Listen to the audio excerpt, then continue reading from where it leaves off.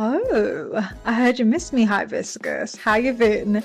Look, the upcoming astrological transits are sensational, but they are not for the faint of heart. Nor are they for the sellouts, and they are definitely not for the human version of flip-flops.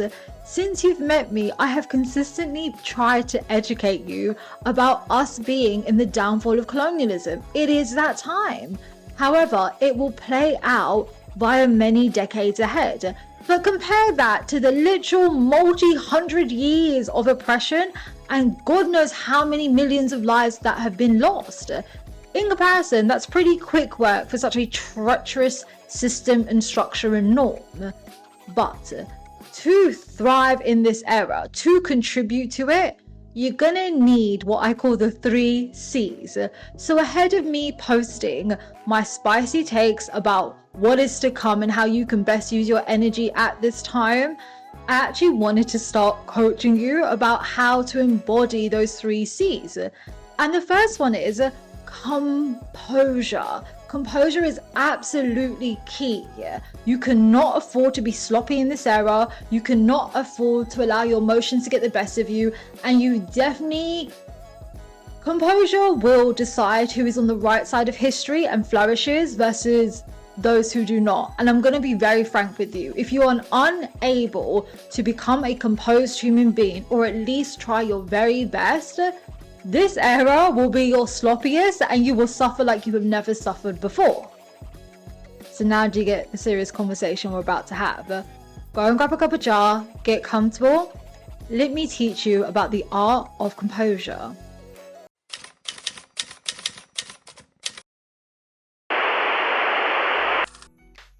Okay, just to make sure we're on the same page, I have quickly Googled the definition of composure. So, composure refers to a state of being calm, in control of one's emotions and maintaining mental stability, especially in stressful or challenging situations. It implies the ability to remain poised and collected under pressure.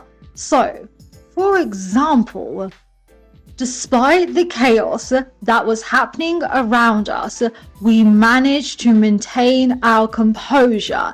And in the end, it was one of our winning attributes and characteristics that help us achieve the change we want to see. Do you get the name of the game, Hibiscuses? Let me break it down. 2025 is a Mars-ruled year. That symbolizes power struggles, power coups, ambition, courage, vigor, fight, every piece of your energy, your intellect being used to achieve the things you really, really care about. It is no longer a time of introspection. It is action, action, action. And this is coming off the back of a Saturn-ruled year. That's what 2024 was. Every day of this year, you are being trained for what the 7 years ahead would bring. The difference between those who thrive and those who physically, spiritually, symbolically show their ass cheeks to the world is composure. You cannot fight for change and achieve what you want and be a hot mess in these streets. And you cannot be so easily antagonized. You cannot be so easily duped and misled. Composure, composure, composure. It is an art worth learning and it will carry you incredibly far. In fact, let's go wider in sense of context. We are now in the very last leg of the cycle of astrological death and rebirth. What do I say to you all? The decisions you make throughout 2024 and a very small window of 2025, that lays your bed for the next 2 decades ahead. So move with intention, move with dignity and integrity, because you now are locked in. And I don't want to hear, I don't understand why A, B, and C was happening. You had a whole 5-year process, so from 2020 until this moment in time, where you were shown in so many vibrant, uncomfortable, in-your-face type of ways what is worth pursuing, what is time to put down, and also what do you need to heal. That's a completely reasonable amount of time to get yourself together. I can't emphasize this enough. If you simply have not learned in these last 5 years what you need to, then I would put it this way. The next 2 decades ahead, if 5 years wasn't enough for you, I hope 20 years is. And I hope every day you get to a point where you understand why you cannot continue this way and you pivot and do something else. Because there's always a chance to do something different. But put it this way, the longer you spend sitting on a train going towards a destination that wasn't meant for you, that ticket going back home gets even more expensive. Do you get my drift? Now, I know it's hard times. I know it's not easy. I know there's a lot of chaos, but you shouldn't be frightened. It's a downfall of colonialism. What else did you think it's going to look like? The chaos is actually spectacular because they are the ones who are scrambling.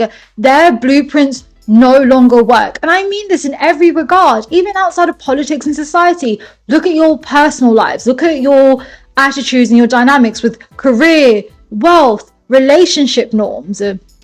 All the stuff that is not good is malfunctioning and as it should be. Now, does that mean that's a comfortable ride? Absolutely not. So, for actually part 1 of this video, I wanted to take you through 3 religious examples where we see different figures embody composure during the most difficult time and reflect what it can teach us about what we need to do in the upcoming years. Sip on that jar, let me enter my little religious professor brain. Aha, I brought my notes so you know I'm serious. Look, so the religious examples I'm about to go through, I think do a beautiful job of showing how composure is absolutely a game changer when you are going through periods of immense change, challenges and losses, right? And I think the key thing is composure can really help enable long-term success. And in that very gritty, uneasy journey of transformation, change, and one will say Viva la Revolution, all the things that we lost, all the things that have to be sacrificed on that journey, I think composure is a beautiful, beautiful tool to ensure they are not forgotten. All that goes into a period of change is respected, is appreciated, and is just basically not for nothing. And with that, I want to get into my first example. So I want to start off by exploring Sikhism. So as you know, in Sikhi, there are 10 gurus. Guru Gobind Singh, who is the 10th guru, well, he actually lost his sons in the journey to establish Khalsa. Now, when you look at Dharmic faiths, it is not lost on me how many wars take place during the time of our religious scriptures. They're well documented. And in fact, we use many different kinds of war and oppression to highlight the journey towards spirituality, towards enlightenment, towards ultimately having control of yourself. So, for context, Guru Gobind Singh Ji endured a manageable loss of all 4 of his sons. That's his whole bloodline wiped off, right? 2 were martyred in a battle to defend righteousness. So a little bit of further context. During the time of Guru Gobind Singh, there are a lot of religious wars happening across South Asia. And it's a whole thing of blood, battle and conversion. His young children are obviously raised Sikhi. These 2 little angels, instead of like bending the knee and saying, listen, we'll convert, spare our lives, they say, fuck it, we're about the cause, do what you have to do. That's his sons. Can you imagine what has gone through that man's head? We have to be honest, there's probably a sense of I blame myself. Was it worth it? A, B, and C? And those children, what immense amount of courage they show. Does it make you think there are people today who can't give up a can of Coca-Cola in the name of boycotting or cry over giving up chicken nuggets from McDonald's? Bitch asses get the consequences of their bitch assery. And then the next 2 were actually brutally executed by the Mughals, right? So this is a time where Guru Gobind Singh Ji is obviously going full gung-ho for something he deeply cares and values. And also he thinks is absolutely necessary to have a just society. Sikhi has this really interesting journey that I would say for the first half of the Gurus, it's very much mysticism, right? It is that pondering of why are we here, what are we doing, how do we elevate the soul, what is enlightenment, what is our purpose. And soon as that is established, then they look at the world and go, this isn't fair. Like, people do not deserve to live like this. People deserve A, B, and C. So then the next few gurus is all about divine rage. So think about this. They are living through deeply chaotic times. Do you see how composure carries them? Because it's very understandable to see why Guru Gobind Singh Ji would lose his rage, why he would probably stray and start doing a madness in the name of his children, but he has a higher vision. So let's unpack that. Look, when we look at composure within this context, it's amazing to see, instead of succumbing to grief and natural rage, he uses composure to show resilience, to literally strengthen collective resolve. In fact, let me read you something. After he had learned his 4 sons had been brutally unalived, he said, Jad Makti Chali Kalsa Ji Ki Bol Bali, 4 are gone, but countless will rise in the Kalsa's glory. He literally chose to inspire the people who were attracted to Sikhi and follow Sikhi to uphold its glory and not lose their composure and start doing onto others what they did to them. He's literally highlighting, look, if we are going through these losses, if we are going through these deeply immenseful, hard, brutal times, let it be for something. Composure is an art that will carry you far, and it will allow you to understand there is a bigger goal instead of giving into very temporary and very short-sighted aggressions. His composure became like a beacon of hope for the Sikh community and essentially made sure they remained steadfast in their purpose, in their values, and essentially what they felt a happy, healthy, and just society should be. So when you look at the lesson here, composure is a key thing that can turn personal loss and humiliation into collective strength. It essentially will empower people to carry forth the vision and not just get brutally divided and lose hope and faith in the long run. Which leads me to example number 2. So now let's look at the example of Hinduism. And I thought the best example of composure would be Arjun. Arjun is a figure in the religious text called the Bhagavad Gita, and he is going to war against his loved ones, his family, his teachers, and he's immensely distressed. He cannot believe he has to go into battle against these people, and in fact he wants to desert the field. He's beside himself, he's breaking down. Krishna ascends upon him, right, and says, look, you need to be detached. You are a warrior. This is your purpose in this reincarnation. There is nothing more sacred than fulfilling your duty. So whilst you think these are your loved ones, these are things that you attach from, it is simply an illusion. Anything that stops you from fulfilling your purpose is not for you. Now, it doesn't mean you should derive joy from having to go into conflict and do the rounds, especially with people that you care about, but there is a bigger purpose here. Do you see how composure comes into key, right?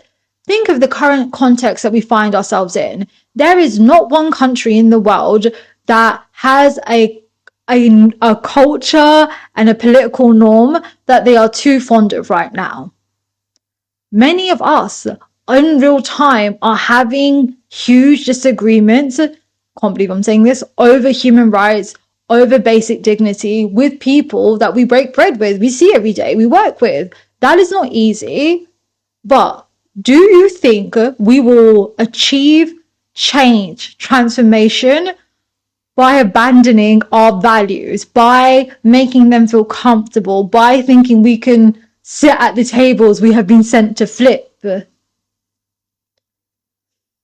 Look, the lesson here is simple. Composure in this context is a great tool to help reconcile personal emotion versus a higher purpose. Arjun didn't fight with hate or venom. He fought with balance and purpose.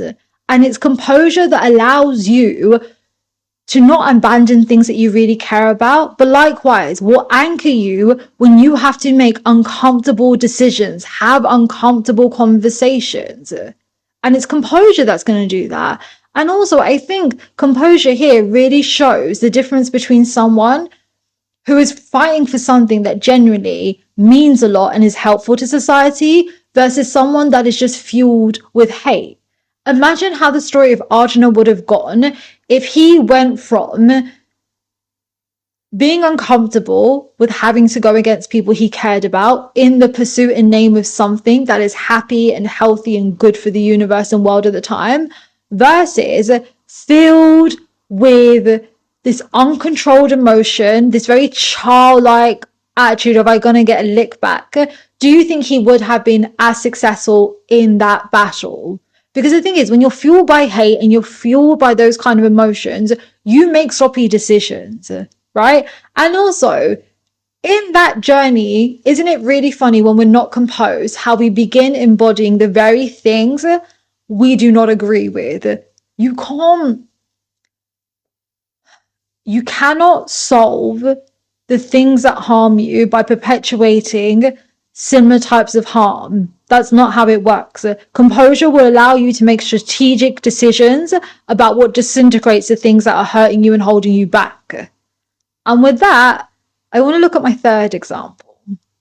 So the final example I wanted to look at actually stems from Islam.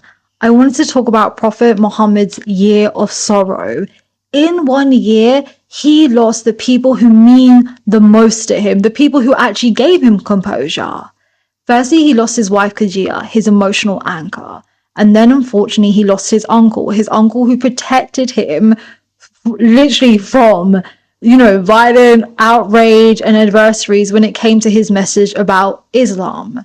Can you imagine how that feels? Can you imagine in the pursuit of establishing something you really care about, fighting for changes that you really believe in, the very things that gave you your heart, passion, and soul to do it evaporates?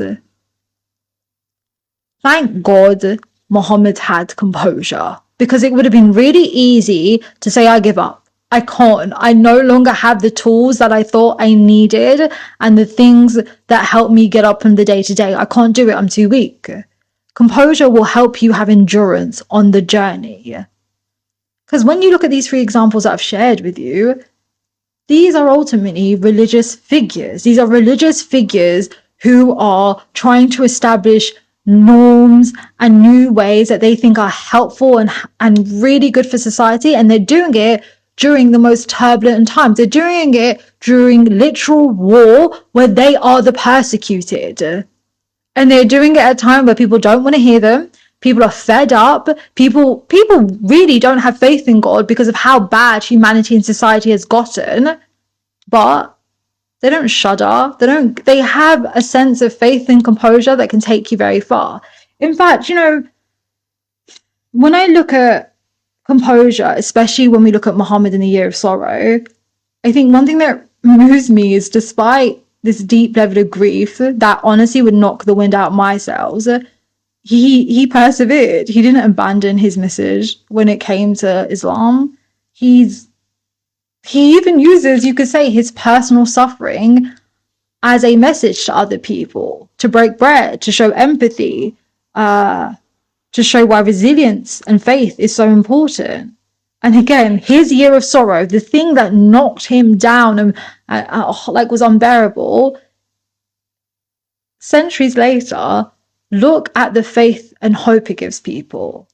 When we look at these 3 religious examples of composure, what I'm trying to show you is, you are not the first person that is going to go through historical times. You are not the first person who is going to feel pain that you didn't even know could hurt you that deeply. But the difference between making good of experiences that are difficult versus becoming a victim of them is composure. And widen this out. When you genuinely have a purpose or you feel really passionate about achieving something or doing something in this world, You cannot afford to be puppeteered by your emotions. They should inspire you, but they shouldn't make you act reckless. And often one thing I think about a lot, especially in like astrology readings, if someone asks me what's the difference between people who really succeed versus that struggle, it's composure. I have met people who on paper have the most like traditionally like horrific placements, and yet some of the most successful, loving, kindest, like genuinely delightful people I've ever met. And it's because it's their composure. And likewise, I've met people who have like fortunes of like the most insane stuff written in their chart, and they have quite literally globally humiliated themselves. So that's what I'm saying. Composure is key. Composure will get you far. And if you do not start trying to train your brain to learn how to be composed, especially during testing times, not only are you being a disservice to yourself, you are being a disservice to things that you really care about and also could help other people out. Because heads up, the second C in my 3 C's is community. We need composure. In fact, we're in a Saturn ruled year, are we not? Let me give you 8 reasons why composure is key to any social movement or in fact, anything you want to achieve in this life. Now, let me explain why maintaining composure is a secret backbone to any successful social justice movement. Now, the first one is clarity of purpose. Come on now. You have to be honest, when you are in the thick of it, when you just feel like you cannot endure anything more mentally, emotionally, physically, everything feels like an uphill battle. The fight feels too long and it no longer seems worth it. It's composure that's going to bring you back to understanding the purpose of why you started the journey in the first place. And it's going to be composure that makes sure you don't fall for these sloppy distractions. You don't get unnerved by delays because you understand the purpose. You understand the gravity of the work you want to put out there. You're not gonna give a fuck about sloppy bitch. Do you know one thing? I'll give you like examples and stuff, right? If you think about current events, isn't it interesting what kind of leader is admired by people for being composed, showing a resilience and a sense of resolve, versus a leader who throws tantrums, is very reactive, is over emotional? Who do you think is assumed to be victorious in that journey? Composure is a bad boy tool, and should you learn to master the art of it, it's gonna get you far. I even think in like myself, right? It always makes me cackle how people engage with topics of injustices, right? And fighting for inclusion and all of that jazz. So for instance, right, even before I started doing this, so my nickname used to be Rani the Humanitarian, right? I've always been like very punchy, very spicy and about it. It makes me gag when you get people who will comment, not just on my video, but I think on anyone who actively tries to speak about different topics and bring education to them, when they're like, you don't speak about this, huh? And I often, because you know what the dynamics are at play, it's usually a person who is not marginalized or has only just recently became a victim of something that all of a sudden is outraged. And I'm like, that's so funny. So why don't you talk to me about the genocide of 1984 against my people? I'm Punjabi for context. Why don't you talk to me about the farmers' protest? Why don't you talk to me I'm like, oh, if you want to do oppression Olympics, let's go. But I never do. I never respond because usually, FYI, they'll go to somebody else's community and their ass will get chewed up. But also, why am I going to let you distract me? It's not that I care any less about these causes, but I know what my voice is meant to do. And I'm going to make sure all my energy goes towards that thing. So therefore, when you are surrounded by things that are sent to provoke you and distract you, you don't fall victim to them. In my head, the image I got is when Will Smith won his award and then Chris Rock was running his mouth. And instead of Will Smith just ignoring him and taking his award, he slapped him and then it was a whole hoo-ha. Don't let someone Chris Rock you. Let's move on to point 2. Strategic decision making. When you are composed, you have way better decision-making skills to pick the right environments, the right people, community, all of it. You will pick the things that serve the cause and what you're looking to achieve. When you're not composed, you're going to come from a place of fear, right? I think about it all the time, right? You know, in sales, they have this idea of fear of loss, that you can literally take somebody and make them want something that they usually wouldn't because you put a time limit on it. Think how debilitating that is to making meaningful changes. So for instance, let's take women's rights, right? Because obviously we are up shit creek without a paddle.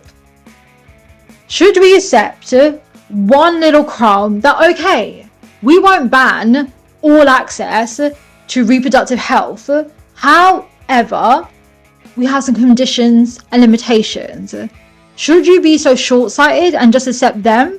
Or instead of bending the knee, should you absolutely put on your Timberlands and stand on their necks and break them until they give you everything that you deserve? Because your human rights, your rights to healthcare and safety and dignity are not negotiable. But when you are scared, when you think that is as good as it's going to get, you will shortball yourself. Now think of that when it comes to relationships. Think of that when it comes to career and finances. Think about that when it comes to any asset of your life. Composure will allow you to make decisions that are of service to you, and especially in the long run. We are here playing a long game. You will not be rewarded for taking decisions that only suit the temporary.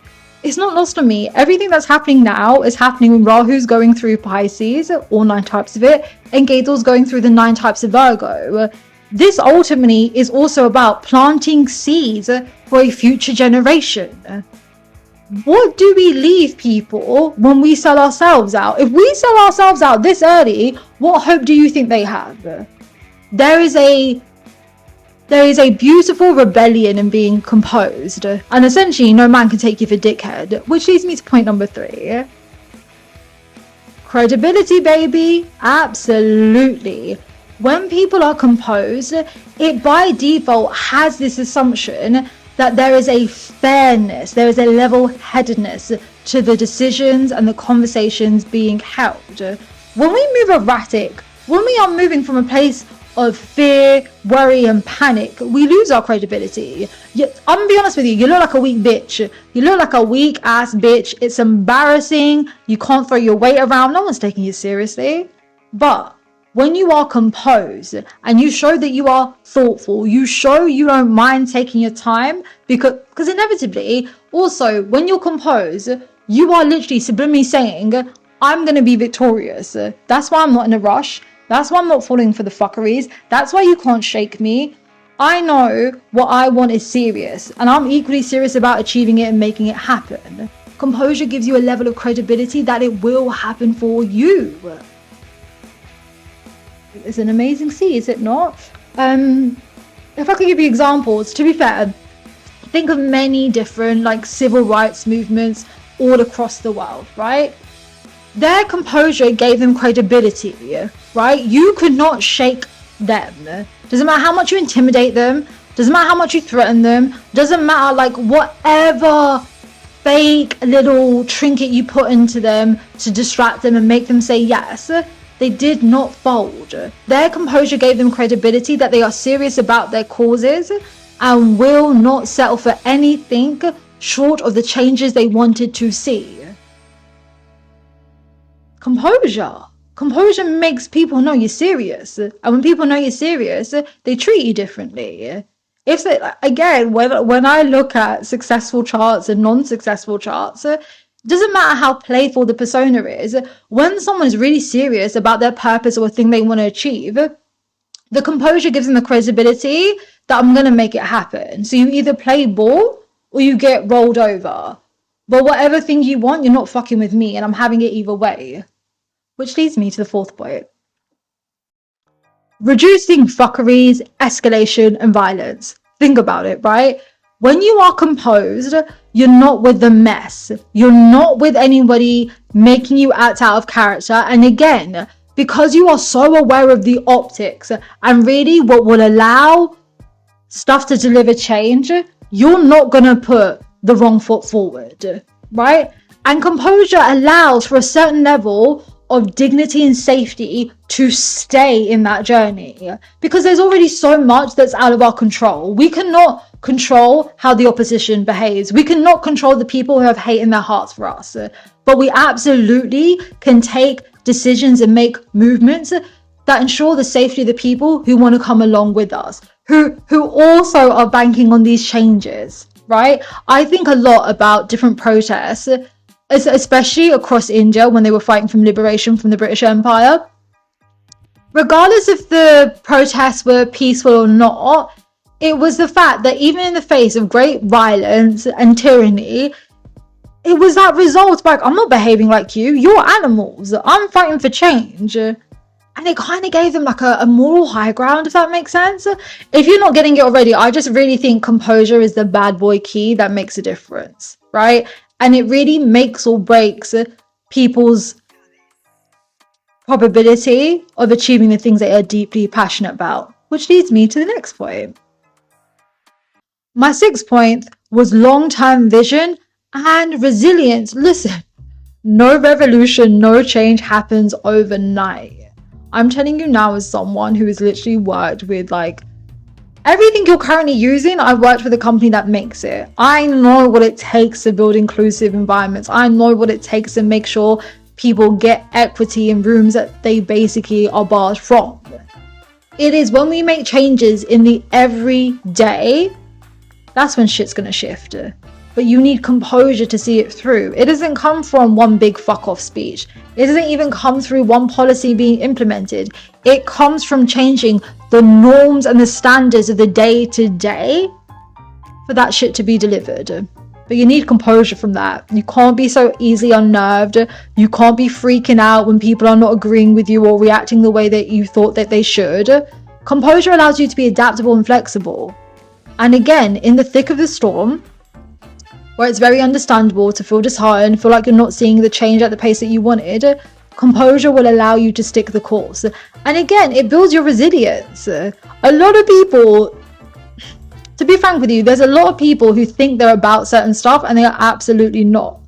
And they will not learn it until they are faced with the things that they need to do and be to see that change. And then all of a sudden, you know, a whole ass clown. But when you're composed, regardless of what comes your way, you will be able to weather it, because you know the thing that you're seeking and wanting to do is so much more deeper than just scratching an itch.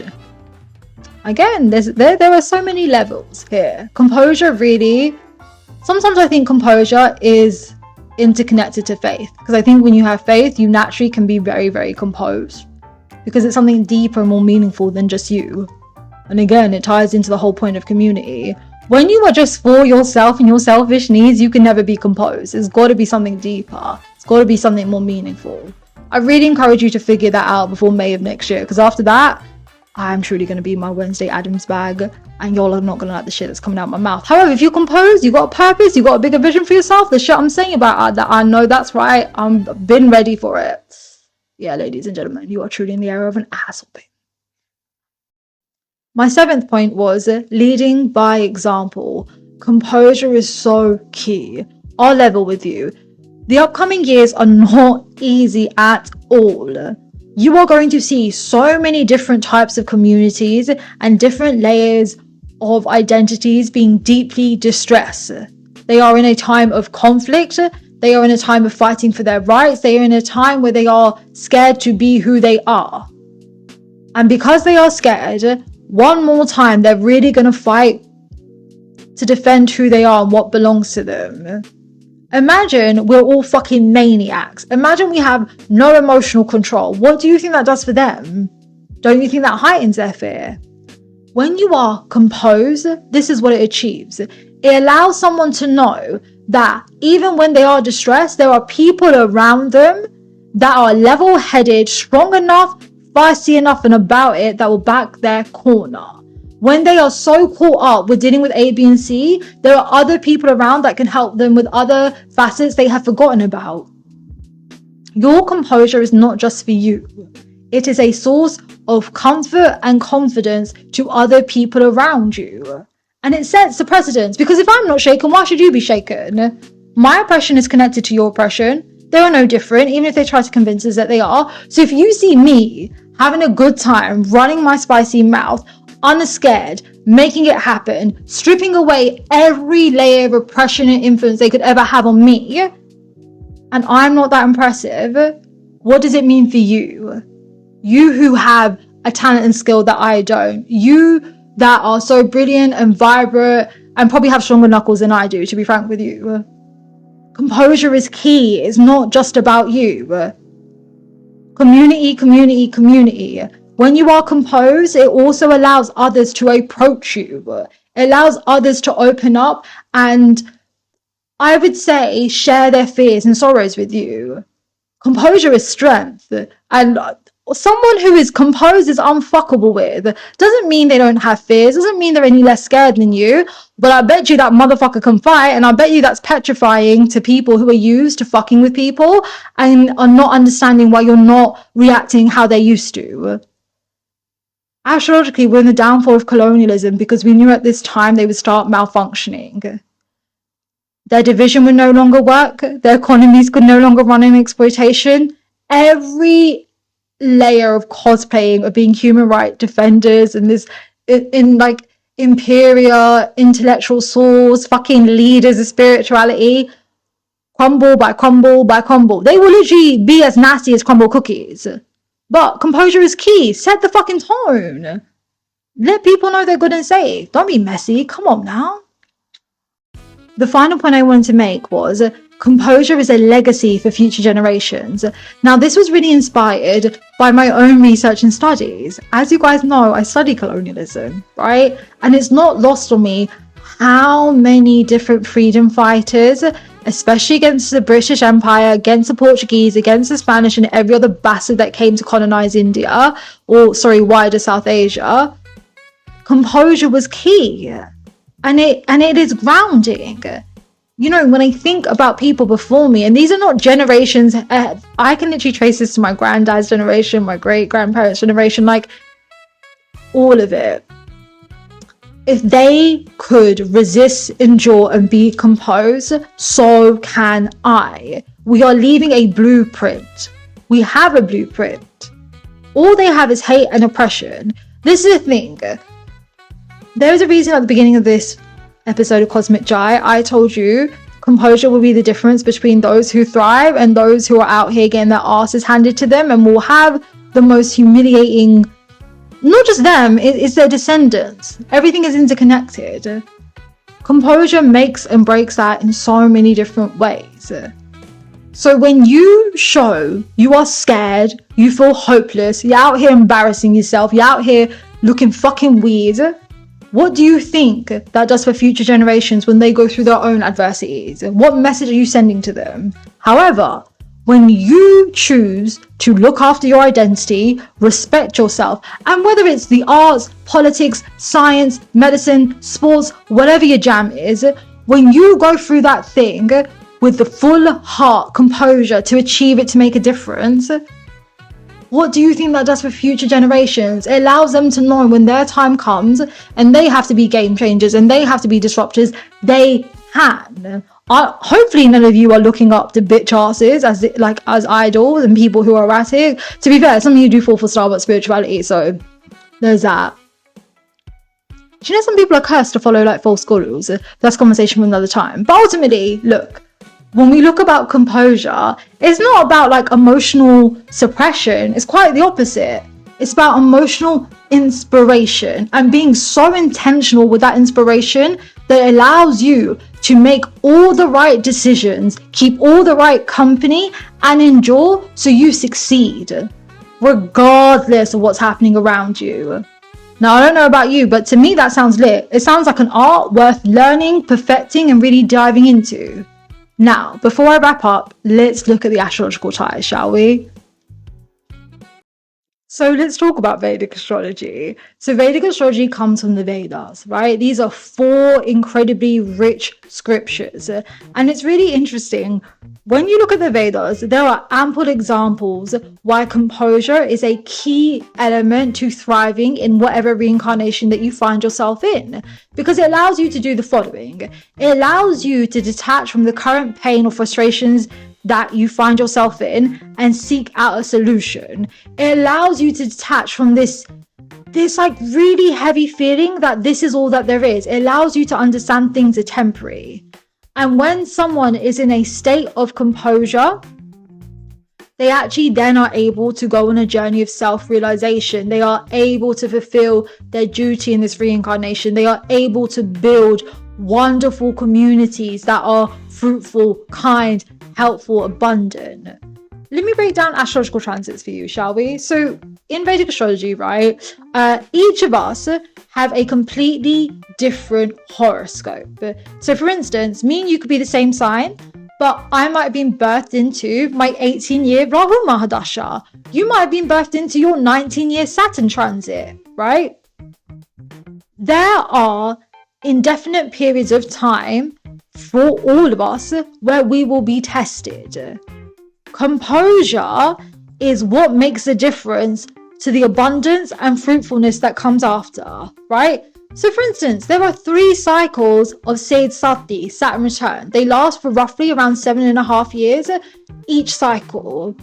What do you think the difference is between people who have a Sade Sati where they lose people they care about, their career goes, it's literally just loss after loss after loss after loss and like horrific humiliation and all of that, versus other people who get married and find the love of their lives, people who build legacies in their career, they reverse the fortune and generational wealth in their family. It's composure. No one is destined to suffer, but you are destined to become a victim of your behaviors should you not get it together. There's a reason when we read your charts, we say, oh, if you do A, B, and C, so and so will happen. If you do A, B, and C, then that will happen. You have more control than you think. The only reason we are so excellent at working out about what will come to you and we're a little bit more big-headed about the inevitable is because we can see straight through your behaviors very, very quickly. And we can judge very quickly if someone's going to have the composure to get to the abundance. Remember what I said at the beginning of this? There are people I've read for who have on paper horrific placements, right? But somehow, God willing and blessed, the most beautiful lives, the most kindness of heart. And then there are others who were destined for fortunes and all this. I honestly would rather you give my vagina 1,000 Chinese paper cuts than to have their lives. Composure is that makes that difference. Even look at planets, right? Let's call out 3 planets very quickly. So number 1, let's look at the moon, right? When we see your moon placement, that is a huge contributor to how well you will deal with obstacles and challenges, and likewise how much you will back yourself to achieve the things that you want. It's the way that you're mostly processing the world. So that's why we tend to be very fickle about where your moon is placed, because we are going to know the level of composure you have. That makes all the difference in terms of the yogas, the karmas, and the things that we think will come for you. Number 2, Saturn, baby. So Saturn to us is the most fortunate planet, right? A strongly placed Saturn, delicious, right? But that's a lot to do about composure.